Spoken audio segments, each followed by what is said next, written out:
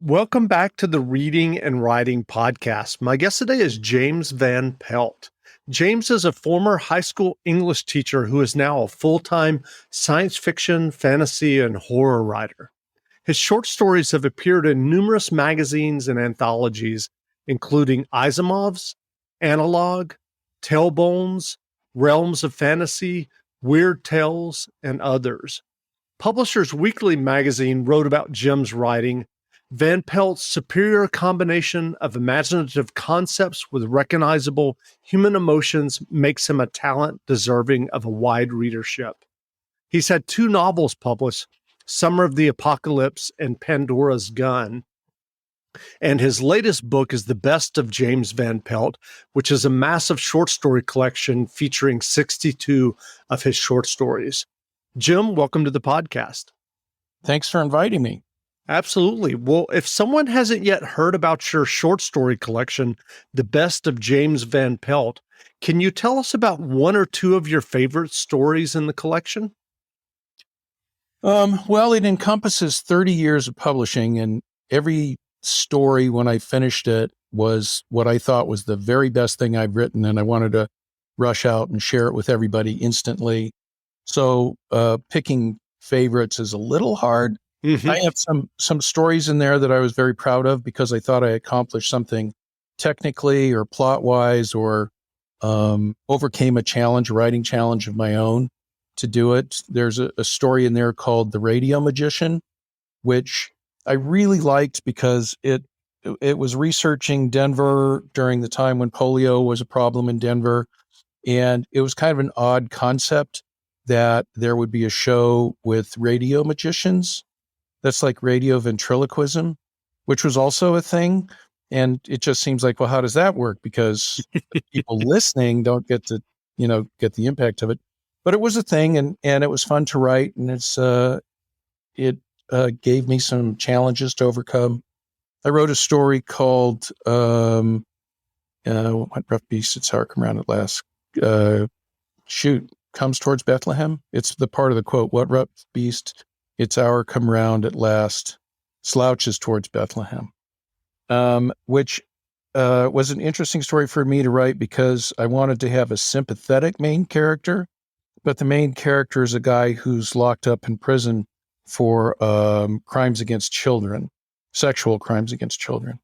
And that's a really high bar to try to create that character as a sympathetic character.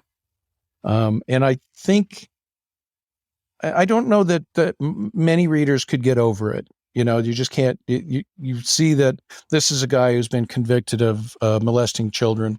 And of course, you're just going to hate him forever. But I wrote it with the idea that there's no throwaway people. And what do you do with yourself if you've done something horrifyingly bad in your past? How do you live with who you are after that? And that's kind of how that story went. It was a science fiction story. It was about prisons, how we deal with prisoners in the future. And the point of view character was that one. So, I was happy with that. I don't think it was my happiest story by far, but, sure. I really liked it. I like writing flash fiction too. I have a story in there called The Lies, and it's only about 1,000 words long, but I liked what I was able to accomplish in it. So there's a bunch of stories in there. As I said, at any point in my life, when I finished that story, that was my favorite story. Sure. And when I look back in the past now, it's a little bit like someone looking at my collections. I have 6 collections out, counting that best of, and they ask me which one's my favorite. Well, I liked all of them. I thought they did what I wanted them to do at the time I was trying to do it. Sure. Well, your first short story publication was in 1991, according to your bibliography, and in the magazine After Hours. But what was your initial writing journey that led you to writing and getting that first short story publication?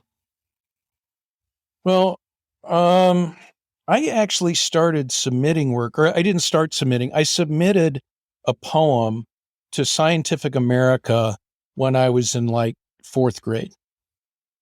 I don't know why I thought Scientific America would print poetry, because they don't. But I'd written a poem about a volcano, and I was really happy with this, and I sent it off. And I'm sure I did everything I did nothing right. I know I didn't type it. It had to be handwritten. It was probably in pencil, probably on a big chief tablet. I didn't include a self-addressed stamped envelope. But about 6 months later, someone at Scientific America wrote me back and said, "Thank you for submitting poetry. Scientific America, unfortunately, never prints poetry." That was my first rejection. Then I liked when we had a chance to write fiction when I was in school. I wasn't writing any on my own, but I loved those assignments when we had them. I just thought they were great.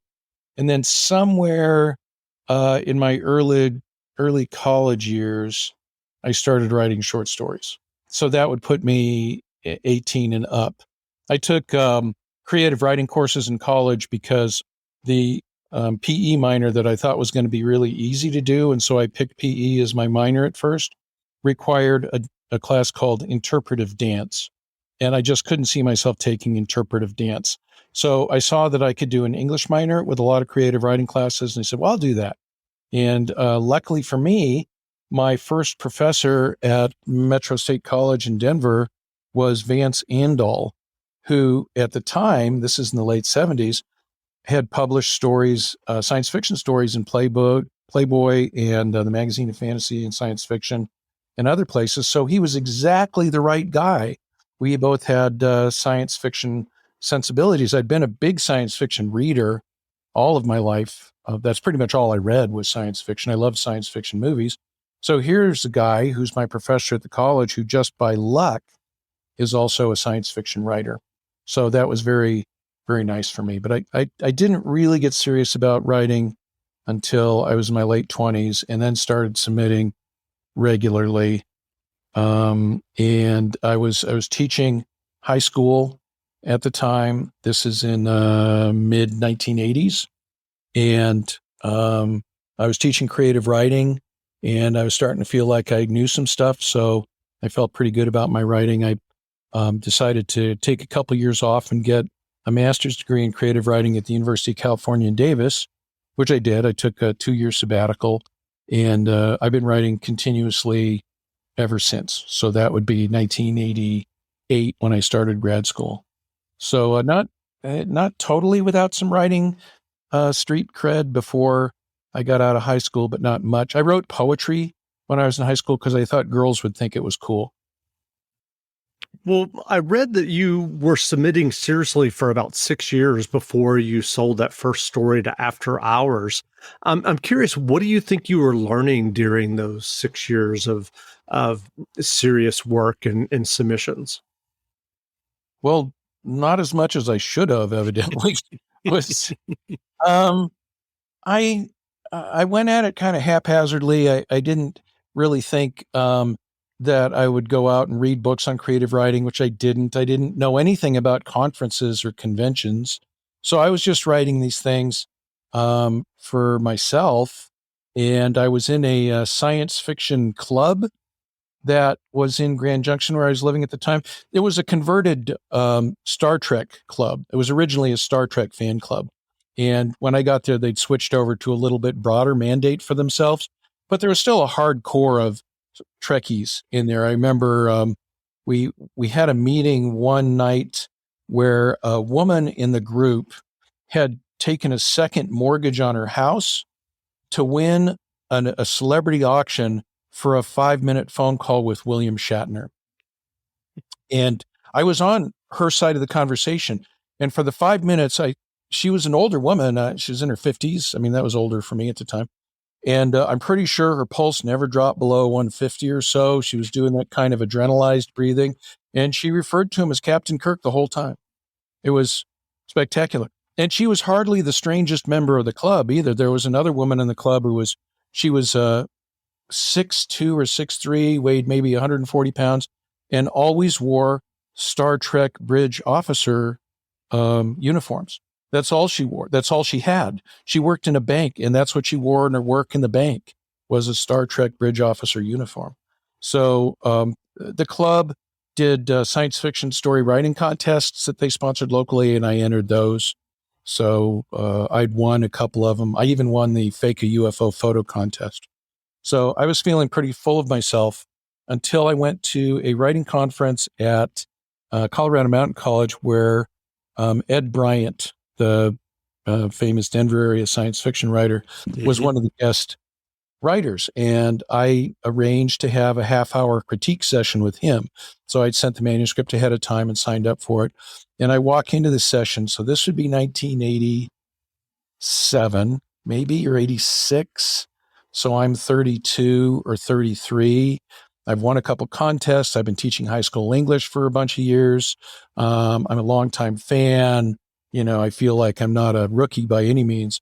And Ed Bryant, when he shut the door and we sat down, he said, if the first thing I tell you is that this manuscript is unmitigated shit, then everything I say afterwards will sound better, won't it?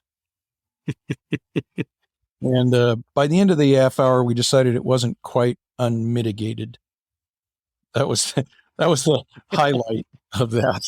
That's good. Ed and I became much better friends later because I live in Grand Junction. He lives in Denver, so we're both Colorado. I'd run into him all the time. He was a very kind man. That, despite what that sounds like, he said he was a good friend of Harlan Ellison, and sometimes Harlan rubbed off on him. Sure. But I would come to Denver to do readings, and I'd only published a few short stories, or when I did my first collection, he came to all those readings. He was Ed Bryant, for crying out loud. He had no reason to come to these readings. He was way kinder than he needed to be. He was a really good guy. That's great. Well, when you sit down to write a story, do you have an idea of the story already in mind, or do you sit down literally with the first sentence or an image or even a blank page? What is that process like for you? Well, all those startings that you listed are ones that I've used in the past. I am not an outliner. I very seldom have the whole story in my head when I start. I often start with just something that caught my eye, that was interesting. It could be just an image. It could be an overheard line of dialogue. It could be a song. I've written several things because I'm one of those people who, when I'm by myself, sometimes I will play the same track several times in a row because I just like it. There's a song, oh gosh, there's so many of them.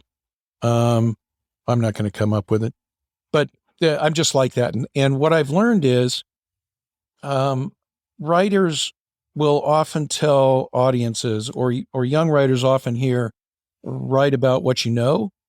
And that sounds like pretty good advice, but it's really kind of BS because it means that you can only write autobiography. But I think a much better piece of advice is write about what you think about. And so when I find myself fixating on something, I eventually am going to say, why am I interested in that? And that will generate a story. What's my fascination with that? Whether it's a song or whatever. I'm almost embarrassed about this. I have a guilty pleasure on my playlist, musical playlist, is there's about a half a dozen Britney Spears songs that I really like. And there's one that is called Till the World Ends. And I don't know. I started writing a story about a guy who's working with a rock and roll diva, sort of loosely modeled on Britney Spears. And she's nutty and he's trying to do the best he can with her. And it's a science fiction story. I probably listened Till the World Ends 200 times while I was writing that story, just to kind of keep my head in the same mind space. That's great. Well, you mentioned earlier that you did an MFA program in California. What was your MFA experience like?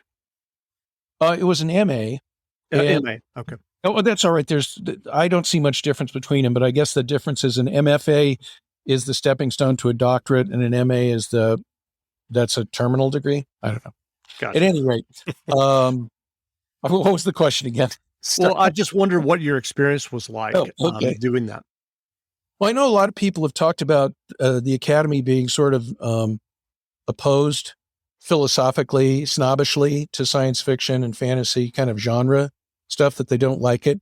That was not my experience at the University of California in Davis.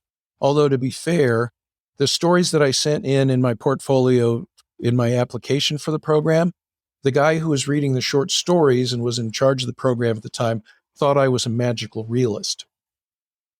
So they took me, and it turns out, no, the spaceship in my story is a spaceship. That's and a friend of mine has sold several poems to Asimov's, and she's a very serious poet.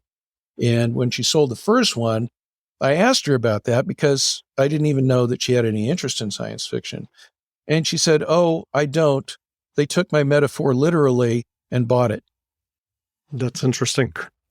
And I thought it was hysterical Yeah. myself. No, it was a good experience. The program was just really interested in creating good fiction, and I could tell the stories that I wanted to tell. My understanding is that's not the case with every master's program in creative writing, and there's some where there's a lot of stories that science fiction writers will say about how they were treated by the academy, the literati, because they write science fiction, and they aren't all good stories. Sure.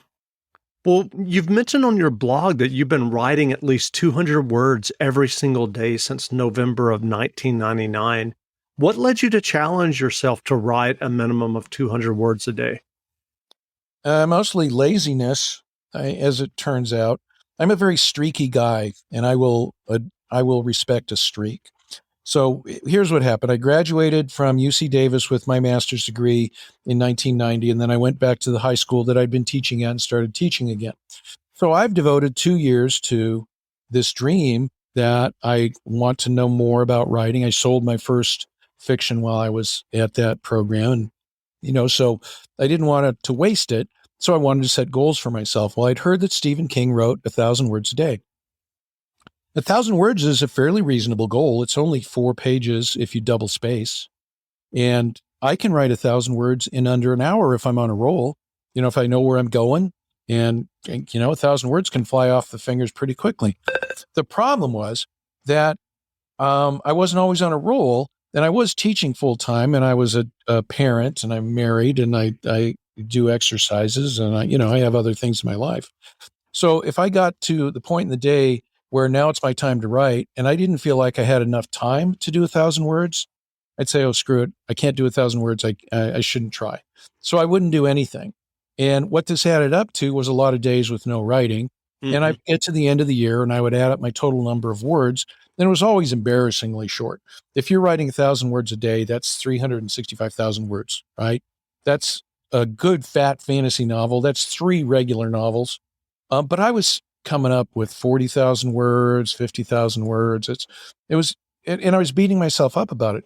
It took me 9 years to finally get to a point where I'd added up what I thought my words were going to be for 1999, and it looked like it was going to be about 35,000 words. And I was discouraged, and I said, "What would make me happy? If I doubled that, would that make me happy?" I said, "Sure, 70,000 is way better than 30,000."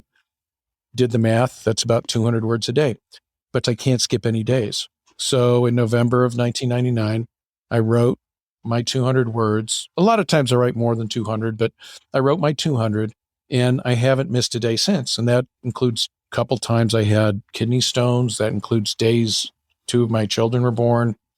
No, one of my children was born. He's not that young. All kinds of stuff. But 200 words, that's less than a page. I can do that during lunch. I could do it before school started. I could do it during a faculty meeting. It would look like I was taking notes. I could do it anywhere. They even dead tired at the end of the day, completely exhausted. I could sit down and do 200 words. It might be a crummy 200 words, but the streak would continue. And the real benefit for me is that when I'm working, and I think a lot of people are like this, but when I'm working on a story, there's a lingering effect of the story in my head when I walk away from my computer. So I've got these characters and I'm working on a scene or whatever. I'm in the world of the story. I shut the computer. I walk away. I will continue to think about the story in some level or another for some amount of time. And 24 hours, I won't forget the story. I won't lose the feeling that I had that I was writing the story. That's my lingering effect. If I took like a week off, though, I might open up my manuscript and not really remember what was exciting me about those words in the first place. And sometimes I could reignite it and keep it going, but other times I'd look at it and go, "What the heck was I thinking?" And I just have to give it up. So the one writing every day means I'm always thinking fictionally. I'm always in a storytelling mode, at least subconsciously. And I've remained pretty productive. As you know, I started that in 1999. Here we are in 2022. I've got 6 short story collections. I've sold about 180 short stories. I have 2 novels. If I rested right now, I could say I've had a career. Sure. Hey, this is Jeff from the Reading and Writing Podcast. Do you know what I love when I'm reading a great new book? A cup of tea.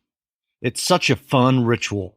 Settling down with a cup of tea and a new novel that I'm excited to read. Why not treat yourself to a cup of Plum Deluxe teas? Every loose leaf tea is hand blended, fresh, using only the best ingredients. From bold black teas to relaxing herbal blends, incredible dessert teas, or fun floral flavors, there's a delicious tea waiting for you. And I'm not making this up. They have a flavor of tea called Reading Nook Blend Black Tea. It's a tea that pairs perfectly with reading, writing, and relaxing. Plum Deluxe is a family-owned business, and they have one of the best selections of delicious, flavorful herbal teas as well as bold black tea flavors. Visit plumdeluxe.com/listen and use the promo code RWP to save 12% on your first order. Tea also makes a great gift. That's plumdeluxe.com/listen and use the promo code RWP. There's nothing better than enjoying a great cup of tea with a good book. And now you can get your great tea from plumdeluxe.com. At JCPenney's Memorial Day sale, sizzling deals are on, with store-wide doorbusters all weekend. Or bring home savings up to 50% during our Memorial Day home sale. Save even more with your coupon. And for all former and active military personnel, enjoy an extra 10% off in-store. Just show a valid military or VA ID at checkout. Shopping is back. JCPenney. Coupon valid on select styles through 5/30. Some exclusions apply. Doorbusters valid 5/26 through 5/30 and excluded from coupons. See store or jcp.com for details. Well, you also mentioned on your blog that you started a challenge several years ago to write 1 short story per week. And I think you did that for 2 years. How did that challenge go for you? And I'm curious, were there ever any weeks where you sat where you sat down and just didn't have any idea about what to write? I wish I'd done it for 2 years. I've got first readers who said, why don't you do it again for another year? Because they like getting a story every week. I did it for a year. I did it because Ray Bradbury had suggested I think it's in Zen and the Art of Writing, and then he'd said it in an interview somewhere, that one of his pieces of advice for young writers is that they write a story a week for a year because, as he said, no one could write 52 bad stories in a row. And I thought, when I started this was 2015, I'd already been selling stories for 25 years by then. And I was not a young writer, but I think there's an awful lot more to learn about writing, and the only way you can do that is to do that. So I thought, well, I'll try that. I'll try Bradbury's Write a Story a Week. I was at the Rainforest Writers Retreat in Washington, and I started that week. I finished a story then. I managed a story every week for the next 52 weeks, except one story went long. It went about 12,000 words. That took 2 weeks to write, but I wrote another story during those 2 weeks. So I didn't want to break the streak. Remember, I'm a little obsessive compulsive about streaks. I pretty much, maybe half the time during the week that I was writing a story, something would occur to me about another piece I might want to write, and I'd write a note for myself. So when I finish the story, I normally finish my rough draft by Sunday, start the new story on Monday. I might already have a note of something I want to try. But the other half of the time I had nothing. So I just sat down. I'm I'd finish the last story, and of course, in my head, that's the greatest thing I've ever written because that's kind of the way my brain works. And I would just have to come up with something out of the blue. Sometimes I looked at my notebooks. I have lots of story promoting ideas for myself that work for me. Just going down to Barnes and Noble for a couple hours and wandering around, I will have story ideas before I leave because I have cover art to look at and cover copy, blurbs. Mm-hmm. It's filled with stuff. There's poetry to pick up. Poetry is very inspirational for me. I can go to an art museum and look at art. I can listen to music. There's a gazillion ways to promote ideas. And so by the end of the day, I would get something started. Because remember, I was still on 200 words a day. And a lot of times I started stories. I thought, well, this week's story is going to be pretty insignificant. This is a stupid idea. But by Wednesday, Thursday, Friday, I found a lot of times that the idea for the story had grown in my head, and it was a much more significant piece than I thought when I started. And that's one of the things I learned about it is that as an artist, you're really going to be cutting yourself short if you only start on things that you are sure are mega projects or so good that they can't, they must be written. I think it's okay to start something and think, well, this is going to be a slight effort. Maybe I'll just consider it a writing exercise. But instead, it turns into something. They all turned into something. Of those 52 stories, I think now I've sold 45 of them. I think I have 7 unsold. That's great. I'm curious, are you currently planning any other writing challenges for yourself? I don't have anything on the horizon. I do occasionally think, why not do the story a week thing again? Like I did NaNoWriMo one year just to see if I could do it. And that turned into one of my 2 novels. That was Pandora's Gun. I wrote the whole novel in November of whatever that was, 2006, 2005. And then took a year to edit it into something decent. And then it came out. Well, what writing advice would you offer for those who are working on their own stories or novels? Well, I think some of the writing advice is going to be like negative space advice. Like, I don't think there is a secret formula that I could say because it would only be the secret formula for me. And somebody else is going to find their own. But I do think that the advice I can give you is that you do need to write and write fairly regularly. I think that it's worth reading the stuff that you like a second, third, fourth, fifth time to start asking yourself why you like what you're reading. Why did that story stick with you? It's not because you want to write like that, but there was something in that person's writing that affected you emotionally or intellectually. How'd they do that? How did they trick your emotions into getting hooked into the story? And only by rereading it can you start to see that. Because the first time you read it, you're part of the narrative trick, right? You're being tricked. And your heart might race, or you might get sad and cry, or you might whatever. Like, here's a good example. My wife and I watch something most nights before we go to bed. Mm-hmm. Right now we're watching called The Midwife. Do you know this show? I don't, but I've heard of it. I just don't know about it. Well, it's about English midwives in London in the 50s. And I watched one the other night, a couple nights ago, where the show's only an hour long, and I was crying the last half hour, the whole last 30 minutes. And I have to rewatch that because I need to see how I got set up for that. That's an interesting technique. How do the stories that make me laugh? And how do the stories that I think about later do that? So I can go back and relook at it and start getting a little analytic about it. So how do I write a scene where I introduce a character? Well, why don't I go back and read how other people introduced characters? And then I become my own teacher. And I think that that's a pretty good way to improve your writing in a hurry. Yes, writing will improve it too, right? Somebody said you've got to get 1 million bad words out before you get to anything good. I don't know that it's 1 million. In fact, I don't believe it's 1 million at all. But I do believe that you do need to get to the point where the flow of words is a little less self-conscious. And the only way you can do that is to get used to writing, whether it's journaling every day or whatever. And then, of course, read a lot. I don't know. It's like I was a high school teacher for a long time. And what I learned about teaching is I needed to be pretty modest about what my impact was on students. I couldn't get full of myself about what a great teacher I was. Because what I've discovered is that in any class that I give, when I have 30 kids in that class, and I go at, whatever our lesson is for 45 minutes, probably 25 of them have nothing that they remember from that class for the rest of their life.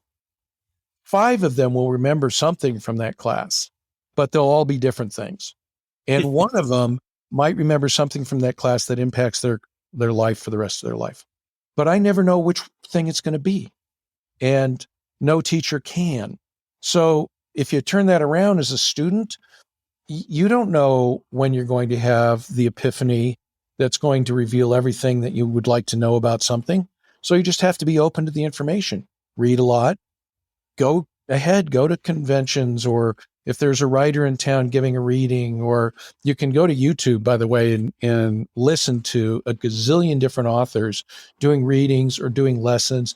There's a thing in Masterclass. Neil Gaiman does Masterclass stuff. Brandon Sanderson, who's made, what did he make? Did he go 20? I think it was 42 million. 42 million? Yeah. Right, in a month. He's putting up content on how he writes for free on YouTube. You can go listen to Brandon Sanderson anytime you want, or Ray Bradbury, or Robert Heinlein, or Maya Angelou, or anyone else. The idea that there isn't information out there and that you can't learn if you want to improve is ludicrous if you have an opportunity to get online and look for stuff. Sure.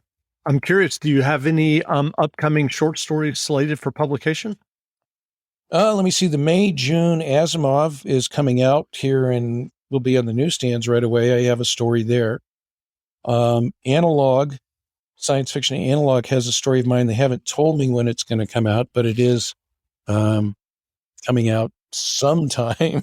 They bought it, so it'll probably come out in the next couple issues or so. I have, let me see. I also like flash fiction. I sold a couple of drabbles. Do you know what a drabble is? I don't know. Oh, drabbles are so much fun. If you're looking for a writing exercise, a drabble is a short story that has to be exactly 100 words long. It's a great challenge. And there's a magazine called Martian, the magazine of science fiction drabbles, that pays pro rates for those. I didn't know what they were until last year, and they were fun to write. I have a couple of those coming out. I wrote a story for a Cosmic Horror Monthly, Micro Madness, that will be coming out. I had one that probably the most disturbing story I've ever written. Like, I never shared it with my wife, that appeared in Night Terror Publishing just a month ago. I had a story appear in Daily Science Fiction a couple weeks ago. So I always have stuff coming up. Things are, always in the pipeline. Sure. I have, let me see, I think 13 or 14 stories circulating right now, looking for a home. I always have, some stories out there, anywhere from a half a dozen to, I think the most I've ever had out at once was maybe 20 some stories. Well, what novels or short story collections have you read recently that you enjoyed? Oh, man. I really like Daryl Gregory's short story collection called Impossible, and he is a massive talent. He's been nominated for a few things, but I don't think he's won anything. He also writes really good novels. Spoonbenders is one that came out recently, or We're All Completely Fine.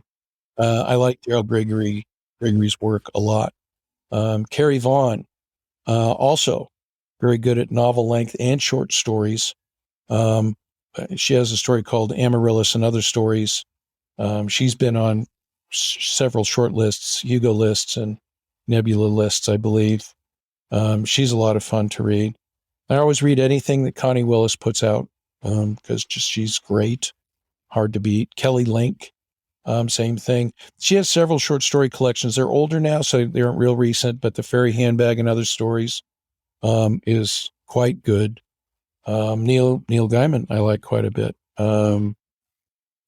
Neverwhere, I think, is just a really good novel. I liked American Gods. That's one most people think of when they think of him, but I like Neverwhere better. And his short story collections are a great deal of fun.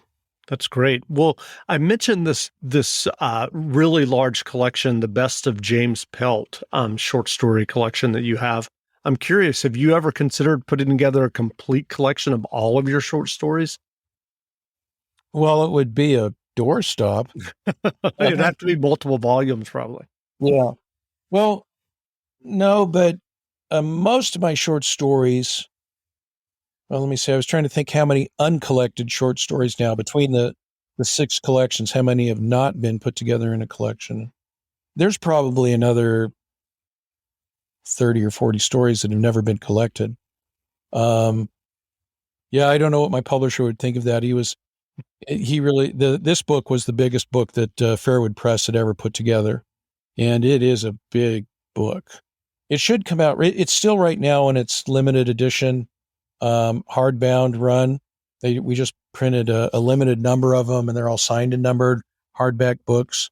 We'll take them to World Fantasy in New Orleans coming up here at the end of the year, and probably sell the rest of them. And then that book will be released as a trade paperback and also an ebook.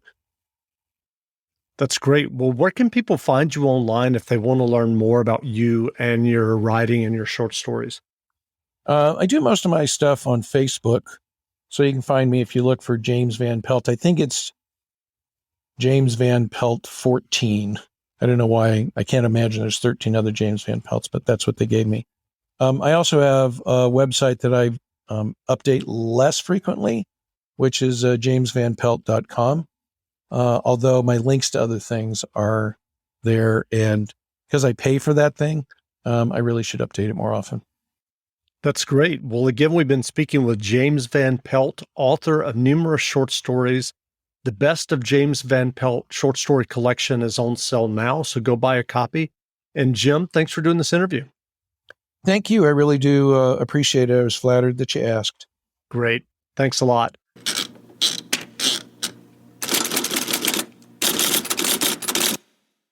"5G is here, but the big carriers want you to sign a pricey long-term contract to get access. Well, not anymore, because Straight Talk Wireless has rolled out 5G coverage nationwide with deals like our Silver Unlimited plan for just $45 a month and no contract. And get a Samsung Galaxy A32 5G for $249, all on America's best networks. 5G coverage, 5G phones, less money. Straight Talk Wireless, available at Walmart and Walmart.com. 5G capable device required. Actual availability, coverage, and speed may vary. See terms and conditions at straighttalk.com. The General Insurance presents Shower Ballads by Shaq. And I'm gonna keep on loving you, 'cause it's the only thing I wanna do. Turns out, everyone does sound better in the shower. And it turns out, The General is a quality insurance company that's been saving people money for nearly 60 years. I just wanna keep on loving you. For a great low rate and nearly 60 years of quality coverage, make the right call and go with The General. The General Auto Insurance Services, Inc., an insurance agency, Nashville, Tennessee. Some restrictions apply.